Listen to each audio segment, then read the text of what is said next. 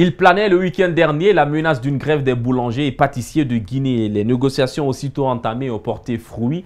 Le ministre du Commerce et les grévistes ont fini par s'entendre autour d'une table. Et à la sortie, ils semblaient vraiment satisfaits. Avec le ministre du Commerce, depuis que nous sommes ensemble, il ne nous a jamais trompés. Toujours, il a œuvré pour que la boulangerie guinéenne travaille dans les meilleures conditions. Si vous suivez, depuis 2011, lorsqu'on a signé l'accord, pendant tous les moments difficiles, l'OPER n'a jamais manqué. Aujourd'hui, tous les points que nous avons revendiqués, tout est déjà pris en compte par M. le ministre du Commerce, avec M. le président de la Fédération nationale des artisans de Guinée, avec les industriels, avec le secrétaire général de CNTG, avec le président de l'Union des consommateurs de Guinée. L'une des récriminations portait sur la mauvaise qualité de la farine qu'on leur fournit. Un des plus grands fournisseurs a pris la garantie de les satisfaire désormais. Ok, les garanties qu'on donne, c'est les garanties habituelles. Tu sais, moi, les boulangers, depuis que j'ai commencé à coudre, que j'ai commencé à faire les farines en Guinée, depuis que j'ai commencé à faire les farines, depuis que j'ai commencé à importation, jusqu'à aujourd'hui, on n'a jamais rencontré les mauvaises qualités. On va continuer à les donner les bonnes qualités. Les quantités, ça, on se dit, on entend exporter dans les sous-régions. On promet les boulangers guinéens, on va les donner les très bonnes qualités. Les quantités, ils ne peuvent pas prendre toutes les quantités que nous, on a, ça c'est certain. Et on va les accompagner aussi pour moderniser les fours. Pourquoi? On se dit, dans tout le monde entier, c'est seule la Guinée qui a des boulangeries traditionnelles dans les capitales.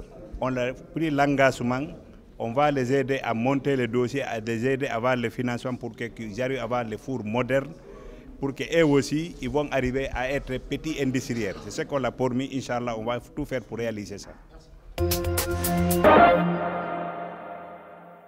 La Confédération nationale des travailleurs de Guinée consolide les structures de base. Le renouvellement des unions locales des travailleurs de communes et des régions administratives a débuté ce week-end. Nous avons assisté à celui de Ratoma. Ce fut un vote pas comme les autres. La délégation de la CNTG n'a pas eu à souffrir. Une liste consensuelle est venue clore donc le débat. Vivement les camarades syndicalistes. Il y a eu la compréhension des uns et des autres.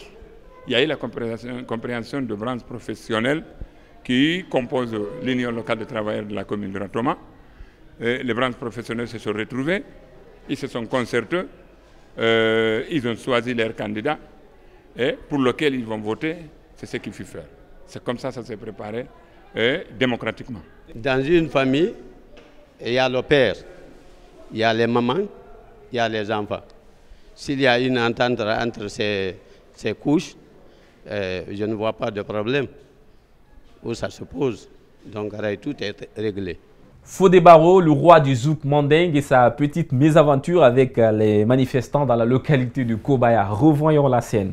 Le chanteur, à sa grande surprise, s'est retrouvé face à des jeunes qui manifestaient contre le délestage du courant électrique.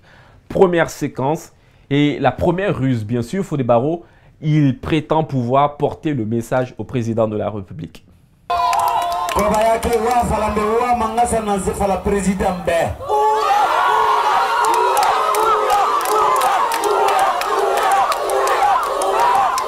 Les manifestants ne l'entendent pas. Deuxième tentative.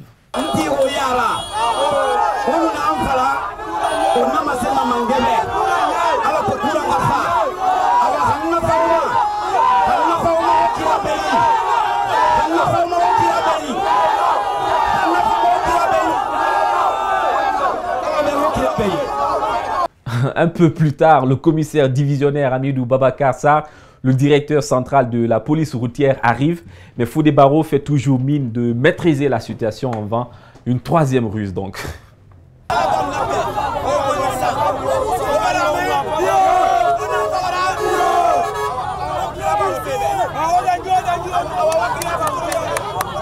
Dernière cartouche, c'est la ruse qui a pourtant bien réussi.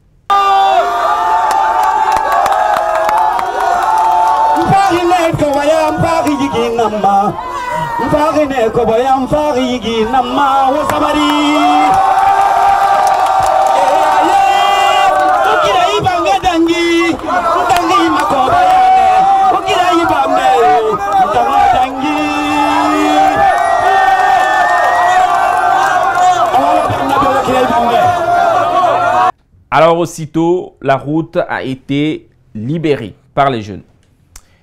Mais qu'est-ce qui arrive au maréchal Eli Kamano? Après le poste sur son échange avec le président Ahmed Sékou Touré, sa lecture blasée de l'histoire des peuples de Guinée, voici sa scène schizophrénique avec un Libanais. C'est là que Porthos était. C'est là, c'était sa partie. Et il était prévu par le patrimoine bâti de faire un mur de séparation ici. Entre ces Libanais, eux, ils sont là. Oui. C'est là, ils sont. Et Porthos, de l'autre côté. Oui. Et en lieu et place du mur, on l'expulse au profit des Libanais. Parce que tout simplement, c'est un Guinéen qui n'a rien. Parce que nos autorités sont corrompues. Et là, ça va barder, ça va chauffer. Parce que nous, jeunes Guinéens, nous Guinéens, on ne va pas se laisser faire. Pendant que nos frères se font vendre à l'étranger, chez eux, pendant que nos frères se font massacrer, humilier. Et aujourd'hui, sur la terre de nos ancêtres, voilà ce qu'on fait à nos frères guinéens. Il était là, on l'a vidé.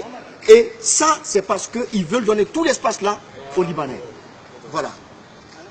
Ah, tu veux, mon ami, tu veux qu'il me vide ici? Tu veux qu'il me fasse sortir? Hein? Tu es malade, tu vas pas dans ta tête? Lui, regarde-moi, lui là, c'est un Guinéen.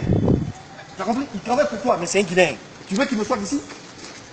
C'est ce que tu veux? Je suis chez moi ici, sur la terre de mes ancêtres, ici en Guinée. Si tu déconnes ici, je vais te massacrer, je vais te tabasser. Mais c'est pas toi, c'est Youssef.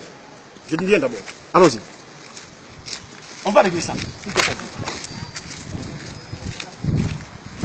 Merci à tous de nous avoir suivis. C'était tout ce qu'on avait à vous offrir. Prenez soin de vous et soyez au prochain rendez-vous. Au revoir.